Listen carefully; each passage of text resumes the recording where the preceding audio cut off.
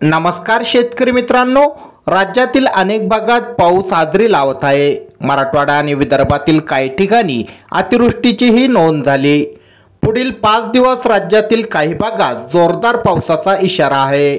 आज 6 जिल्ह्यांमध्ये जोरदार ते अतिजोरदार पावसाचा ऑरेंज अलर्ट दिला गेला आहे। विदर्भातील बुलढाणा, अकोला आणि अमरावती तसेच कोकणातील सिंधुदुर्ग, रत्नागिरी आणि रायगड जिल्ह्यातील काही भागात जोरदार ते अतिजोरदार पावसाचा ऑरेंज अलर्ट आहे।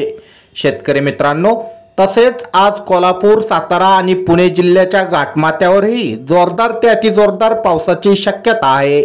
तसेच नंदुरबार, जळगाव, धुळे, छत्रपती संभाजीनगर, जालना, वाशिम, नागपूर, भंडारा आणि गडचिरोली जिल्ह्यात काही ठिकाणी जोरदार पावसाचा येलो अलर्ट आहे। शेतकरी मित्रांनो, उद्या कोकणातील आणि विदर्भातील सर्वच जिल्ह्यांमध्ये काही ठिकाणी जोरदार पावसाचा येलो अलर्ट आहे।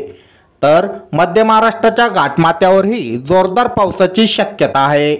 मध्य महाराष्ट्र आणि मराठवाड्यातील जिल्ह्यांमध्ये काही ठिकाणी हलक्या ते मध्यम पावसाची शक्यता आहे।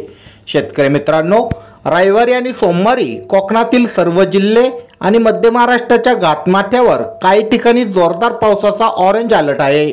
विदर्भातील सर्व जिल्ह्यांमध्ये काही ठिकाणी जोरदार पावसाचा येलो अलर्ट, तर मध्य महाराष्ट्रात आणि मराठवाड्यात काही ठिकाणी हलके ते मध्यम पावसाची शक्यता आहे।